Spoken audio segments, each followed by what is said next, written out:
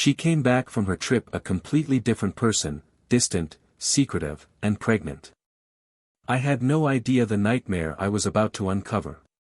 My wife, Nicole, recently went on what she described as an important business trip, a few months of fieldwork for her sociology dissertation in a remote part of New Mexico.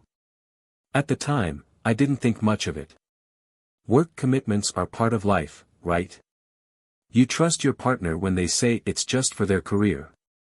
But something about her return, something felt off. I noticed it almost immediately, her stomach. It looked different, like she'd gained a little weight, but only around her belly. It wasn't a typical all-over change from a vacation indulgence, it was localized and noticeable. At first, I didn't want to overthink it. Maybe she'd just enjoyed herself a little too much while away. But as the days passed, that feeling of something being out of place wouldn't leave me. The more I tried to dismiss it, the more it gnawed at me. Lately, I've been reflecting on how much things have shifted between us. We weren't always like this, distant, disconnected. There was a time when Nicole and I couldn't get enough of each other. We would sit together for hours on the porch, sipping coffee and dreaming about the future. We were so in sync, driven by the same ambitions but always making time for one another. Life was simple, full of laughter and endless conversations. But somewhere along the line, our careers began to dominate everything. Nicole's academic path demanded more of her time, while I threw myself into oil exploration, traveling across sites and working long hours. Promotions and deadlines became the focus, and we let the distance grow without really acknowledging it. Now, it's like we live in parallel worlds, struggling to find common ground again. Since Nicole came back from her trip, she's been buried in her research, practically living in her study. The warmth in our home has been replaced by this heavy, lingering silence. I sit at my desk most nights, trying to concentrate on my own work, but all I can think about is how different things have become. I've made attempts to talk to her, to figure out what's going on, but she shuts me out at every turn. I don't know how much more of this I can take without answers. For context, my name's Harry Blair, and as I mentioned, I'm a geologist. My job keeps me busy, often taking me to remote places for weeks or even months at a time. I know firsthand how work can become all-consuming, but I never thought it would create such an unbridgeable chasm between us. I just keep asking myself, when did it get this bad? And what's really going on with Nicole? That's where I'm at now, lost in uncertainty, trying to piece together what the change in her means and whether we can ever find our way back. After grad school, I was fortunate enough to be recruited straight into the oil industry. Nicole, my wife of 5 years, took a different path. She's an academic, driven, passionate about her research and teaching. We met in college back in Denver while working on our master's degrees, mine in geology and hers in sociology. Those years were tough but rewarding, and we leaned on each other through it all. Despite the different directions our careers have taken, we've always been one another's biggest cheerleaders. At least, until recently. Things began to shift when Nicole embarked on a research trip to New Mexico. Her dissertation focuses on a secluded splinter group of the Mormon Church, and she was given rare access to study their community. Originally, it was supposed to be a 2-month project, but the trip stretched out much longer. Communication during that time was almost non-existent. She claimed she didn't have access to phones or email due to the group's strict isolation policies. I wanted to trust her, but it was difficult to believe in today's hyper-connected world. When she finally returned, it was like I got back a different person. Nicole retreated into her study almost immediately, immersing herself in writing her thesis. Our once lively conversations dwindled to mere pleasantries. I've tried reaching out to her, but every time I attempt to bridge the gap, it feels like she's intentionally keeping me at a distance.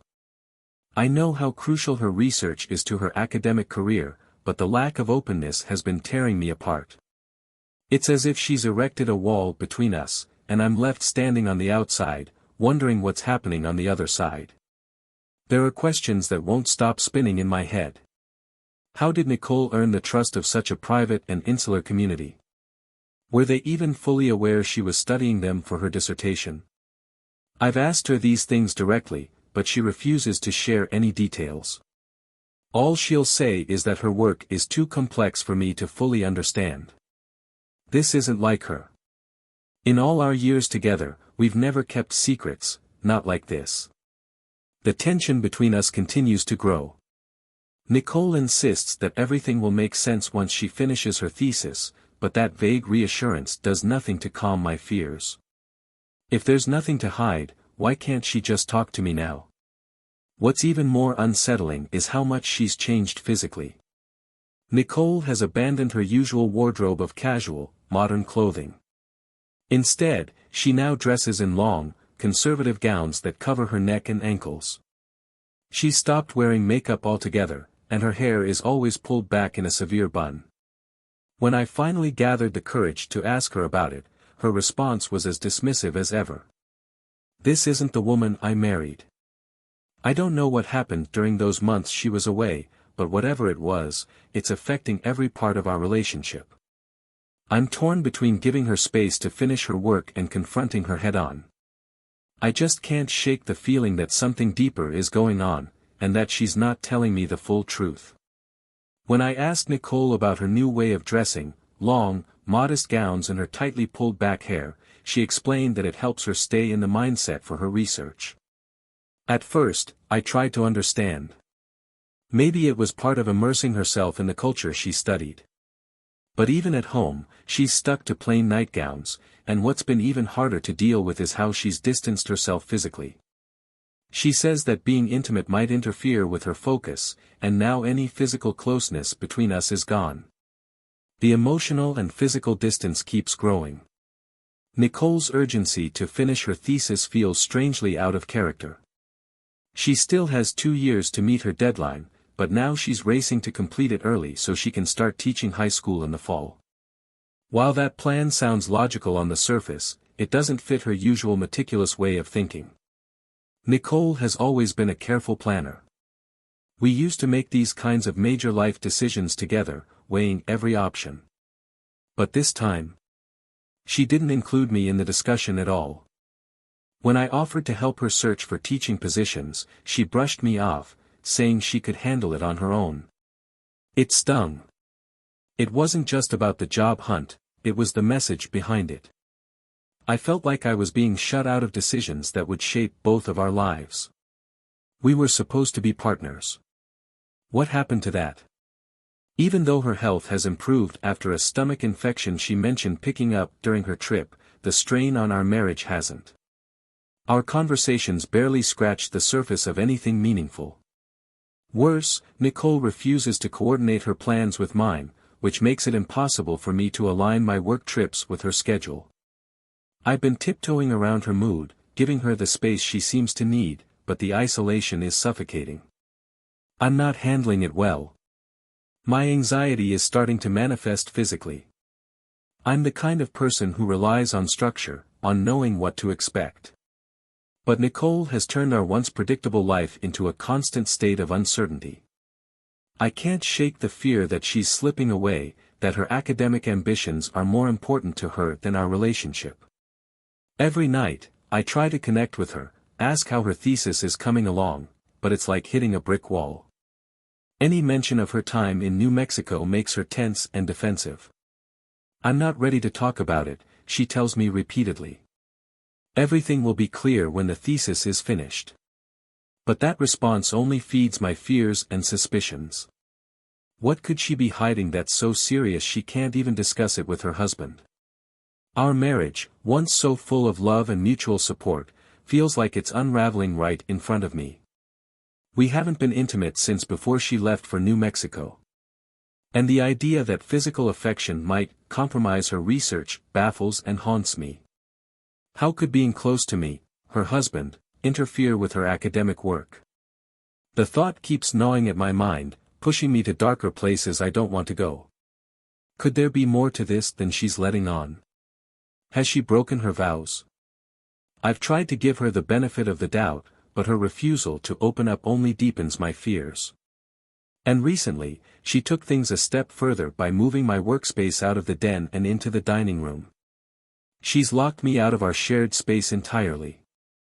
It's like she's physically and emotionally building walls between us, and I'm left wondering how much longer I can take it. I need answers, but every attempt to reach her feels like I'm only being pushed further away. When I finally confronted Nicole directly and asked if she had been unfaithful, her reaction was explosive. She became furious and defensive, insisting she wouldn't discuss anything until her dissertation was finished. Her anger only confirmed my fears, that something was seriously wrong in our marriage. The anxiety gnawed at me relentlessly. I found myself dreading the thought of coming home to the cold, distant version of the woman I once knew so well. Nicole seemed like a stranger, her academic goals consuming her entire identity. The joy and laughter we once shared had vanished, replaced by tension and silence. It hurt more than I could express. I couldn't stop wondering, is this a common struggle for couples where one partner becomes entirely consumed by a major commitment like school or work? Has anyone else experienced a similar breakdown in communication and trust when their partner's ambitions took over their life? If you've been through something like this, I'd really appreciate hearing your story or advice. It would mean a lot to know that I'm not alone in this struggle. Maybe your insight could also help someone else reading these comments. Because right now, I'm desperate for answers and perspective. Nicole's obsession with meeting her self-imposed deadlines only added fuel to the fire. One evening, after a particularly heated argument, I finally hit my breaking point. My frustration boiled over, and I snapped.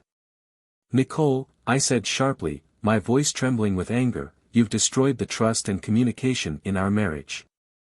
This relationship is falling apart, and it's your fault." The words were harsher than I intended, but they had been festering inside me for too long. The moment they were out, I couldn't take them back. I didn't wait for a response. Instead, I grabbed my keys, stormed out of the house, and drove aimlessly, hoping to clear my head. As the miles passed, my thoughts spiraled uncontrollably.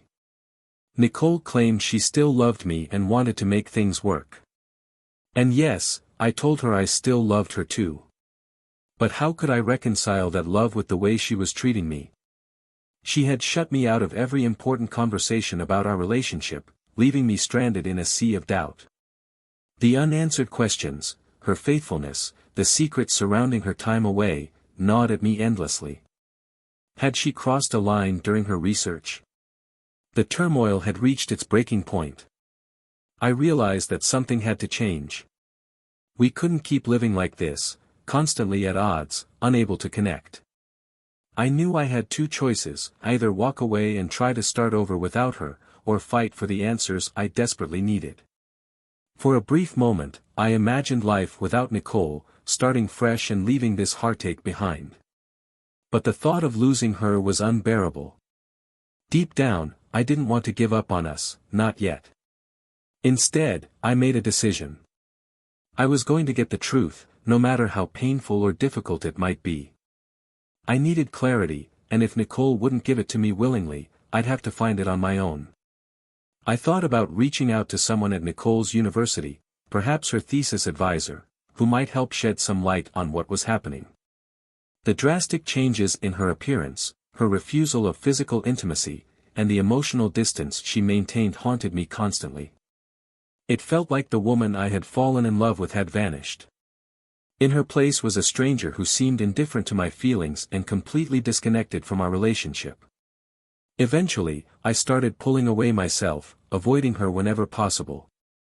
It was easier than facing the cold, unrecognizable person she had become.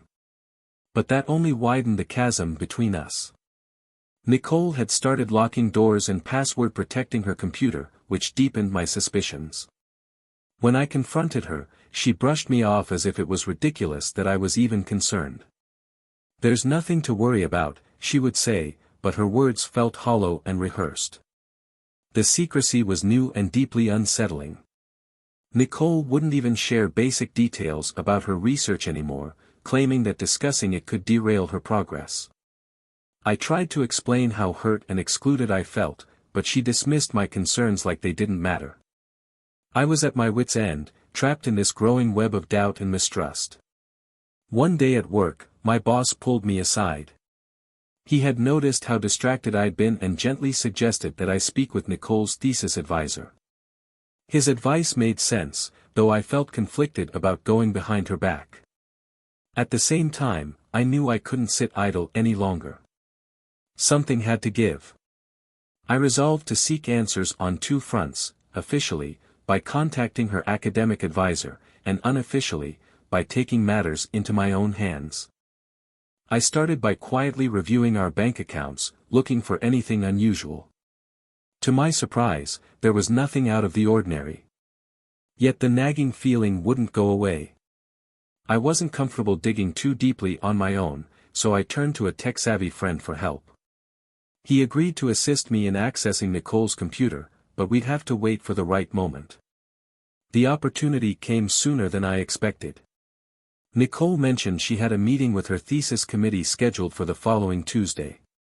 That would give me a window of time to check her files.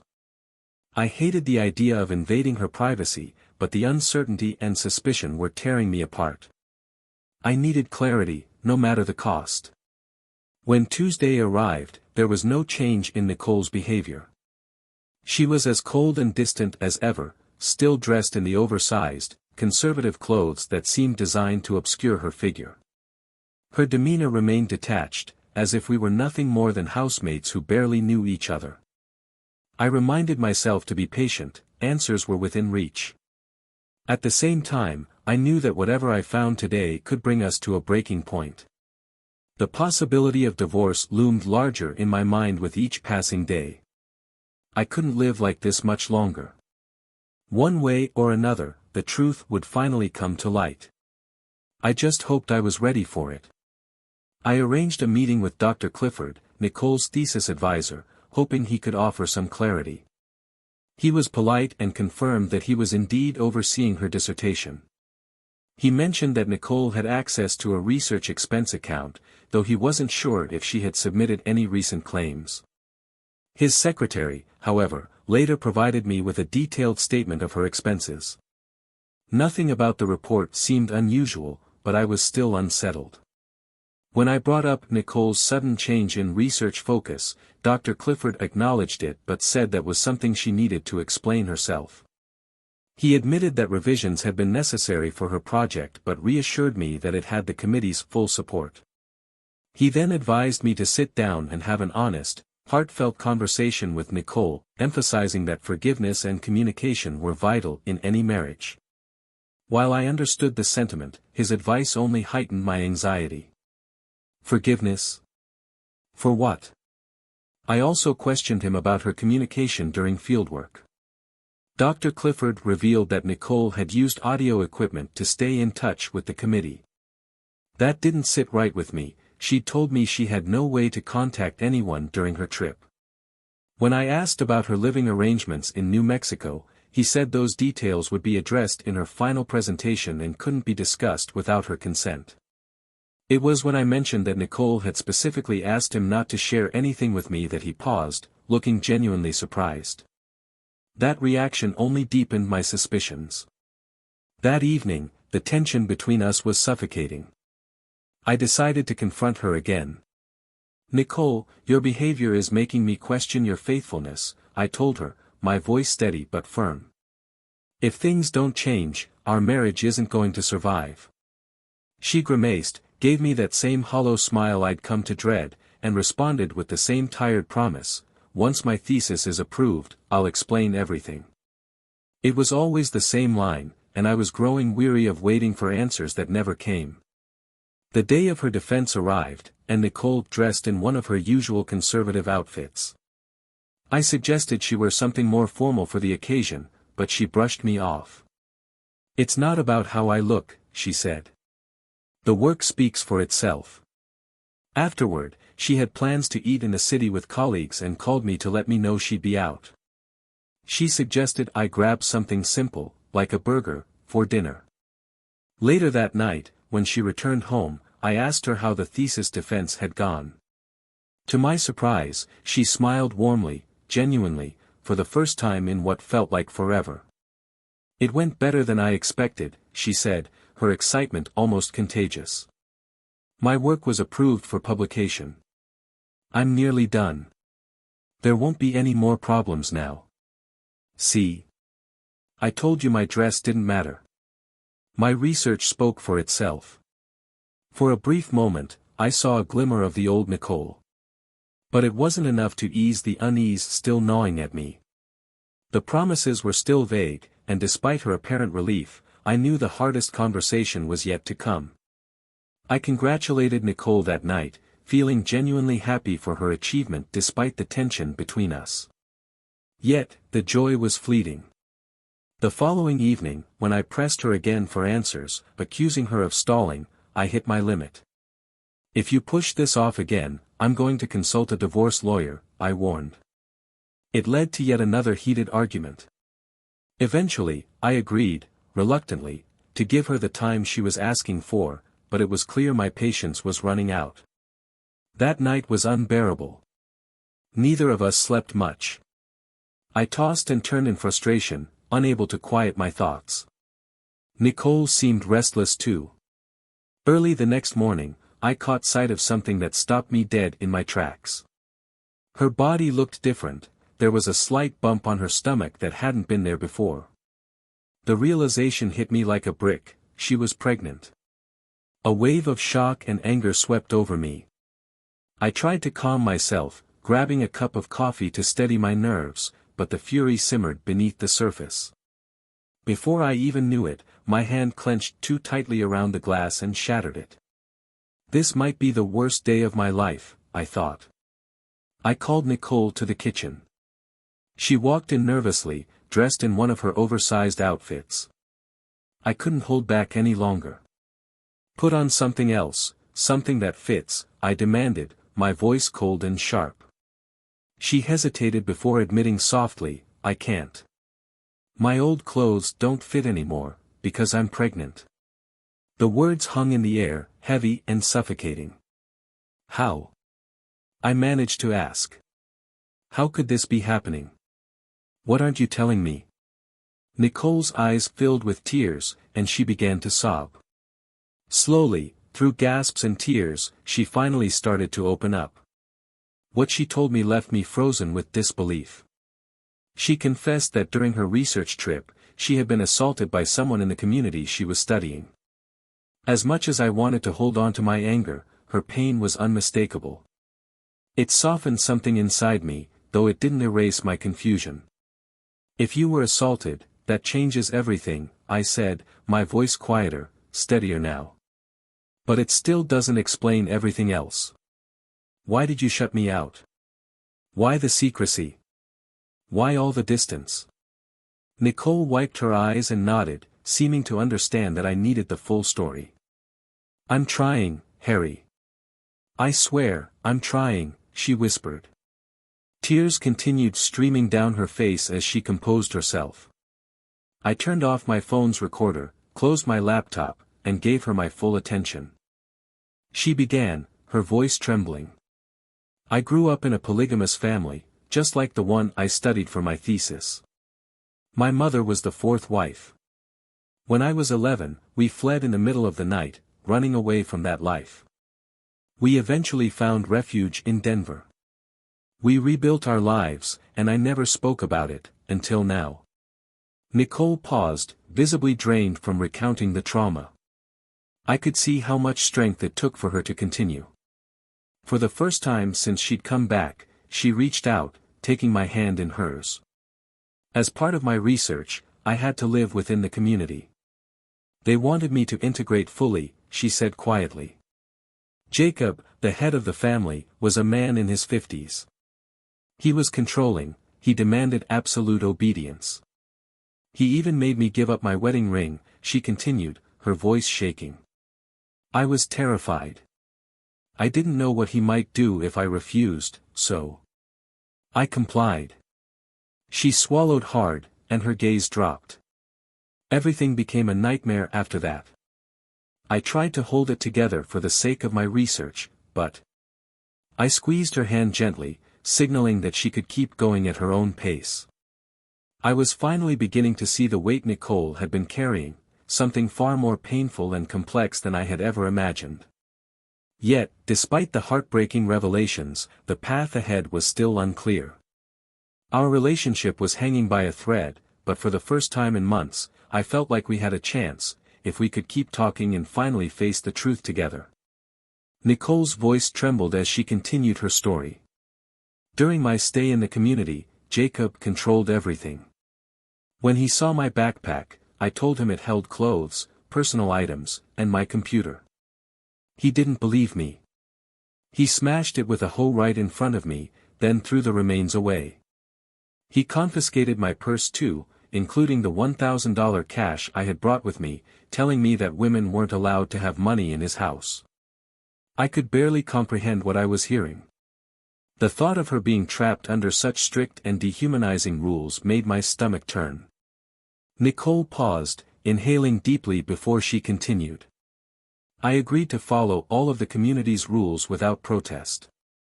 I knew that aligning myself with their customs was the only way to gather the data I needed for my research. You're probably wondering why Jacob even allowed me to stay, considering I was an outsider. The only reason was our family connection, through marriage, not blood. He's about 20 years older than me and became the head of our family after I left that life behind. Nicole looked down at her hands, clearly reliving painful memories. He controlled every aspect of my life there. He even forced me to wear plain white cotton garments like the other women. I didn't fight it, I knew it was either comply or be forced to leave. At the time, losing my autonomy didn't seem like a huge deal. I told myself I would endure it until I could return home. Her voice softened as she recounted how she gradually earned the trust of the other wives in the community. It took time, but they opened up to me. They shared their own stories, how they, too, had initially resisted the rules but eventually conformed after weeks or months of isolation and control. Over time, I became submissive. I distanced myself from my life with you. She hesitated as if bracing herself, then confessed, Jacob eventually allowed me to visit other families within the community. That gave me more access for my research. I even became a teacher, designing lessons for the children.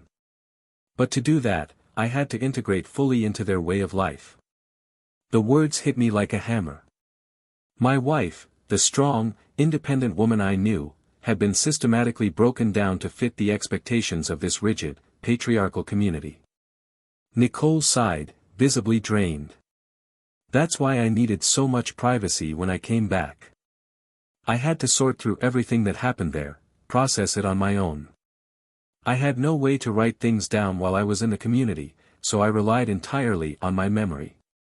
That's why distractions, even intimacy with you, felt overwhelming. My mind had to stay focused and clear. She paused, hesitating again before saying, Now, my dear husband, this next part will be even harder to hear. Do you have any questions, or should I just keep going? Feeling completely numb, I shook my head and replied, Just continue. She nodded slowly. I've had a lot of time to reflect on the two lives I've lived, the one with you and the one I experienced with Jacob's community. They're so vastly different, and yet, part of me was afraid that talking about what happened might cloud my memories. I needed to hold on to those details for my research. But in doing so, I hurt you. I shut you out when I should have trusted you. Her words were like a weight pressing down on my chest. I wasn't sure how much more I could take, but I knew I needed to hear the rest, no matter how painful it would be. Nicole took a deep breath, her eyes strangely calm. I needed clarity for my research, she began, but then the pregnancy happened, and everything became more complicated. Over time, I realized I was torn between two worlds, and two men.